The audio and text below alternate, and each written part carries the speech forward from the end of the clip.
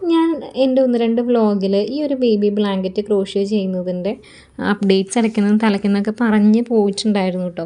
അപ്പോൾ അതിൻ്റെ ഒരു കംപ്ലീറ്റ് വീഡിയോ ആണ് ഇന്ന്. ഇത് ഞാനിന്ന് ഫിനിഷ് ചെയ്തിട്ടുണ്ട് കേട്ടോ. എനിക്കിനി 3 റോളും കൂടിയാണ് ത്രെഡ് ഉള്ളത്. ഇതൊരു 3/4 ഭാഗം ഉണ്ടാവും ഒരു റോളിൻ്റെ, അതല്ലാതെ 2 റോളും കൂടി ഉണ്ട് കേട്ടോ. അപ്പോൾ ടോട്ടൽ 10 റോള് ത്രെഡാണ് ഇതിലേക്ക് ഞാൻ യൂസ് ചെയ്തിട്ടുള്ളത് കേട്ടോ. അതൊക്കെ ഞാൻ പറഞ്ഞിരുന്നു. പിന്നെ ഇതിൽ യൂസ് ചെയ്തിട്ടുള്ള സ്റ്റിച്ച് എന്ന് പറയുന്നത് എന്താണ്, single crochet, double crochet, chain stitch, അങ്ങനെ സിമ്പിളായിട്ടുള്ള സ്റ്റിച്ച് വെച്ചിട്ടുള്ള നല്ല ഭംഗിയായിട്ടുള്ള ബ്ലാങ്കറ്റാണ് കേട്ടോ ഇത് നല്ല സമയം എടുത്തിട്ടാണ് ചെയ്തിട്ടുള്ളത്. ഇപ്പോൾ ഒരൊറ്റ സ്ട്രെച്ചിൽ നമ്മളിരുന്ന് ചെയ്യുകയാണെങ്കിൽ നമുക്കൊരു 3 ഡേയ്സ് അല്ലെങ്കിൽ 2.5 ദിവസം നമുക്ക് വേണ്ടി വരും കേട്ടോ.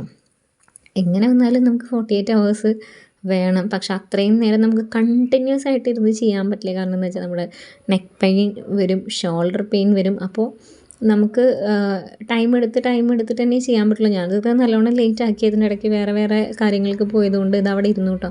അപ്പം ഇന്നിപ്പോൾ അതെന്തായാലും തീർത്തിട്ടേ ഉള്ളൂ എന്ന് വെച്ചിട്ട് ഞാൻ ഇരിക്കുകയാണ്. ആ 3 റോള് ത്രെഡല്ലേ, അപ്പോൾ അത് ഇന്ന് തന്നെ ഫിനിഷ് ചെയ്യണമെന്ന് വിചാരിച്ചിട്ടിരിക്കുകയാണ് കേട്ടോ. അത് ഞാൻ എൻ്റെ വളരെ പ്രിയപ്പെട്ട ഒരാൾക്ക് സെൻഡ് ചെയ്യാൻ വേണ്ടിയിട്ടാണ് കേട്ടോ ചെയ്തുകൊണ്ടിരിക്കുന്നത്. ഇപ്പോൾ രാത്രി ആയിട്ടുണ്ട്, ഞാനത് ഫിനിഷ് ചെയ്തിട്ടുണ്ട് കേട്ടോ. അത് ഇങ്ങനെയാണ് നമ്മുടെ ഒരു ബേബി ബ്ലാങ്കറ്റിൻ്റെ ലുക്ക് വന്നിട്ടുള്ളത്. അതായത് ഇതിനകത്ത് പിങ്ക് കളറും പീച്ച് കളറും പിന്നെ ഒരു ഡാർക്ക് പീച്ച് ഷെയ്ഡ് ഇട്ടിട്ടാണ് കേട്ടോ നമ്മൾ ചെയ്തിട്ടുള്ളത്. ഷെൽ സ്റ്റിച്ച് വെച്ചിട്ടാണ് നമ്മൾ ടോട്ടൽ ബോർഡർ ചെയ്തിട്ടുള്ളത്.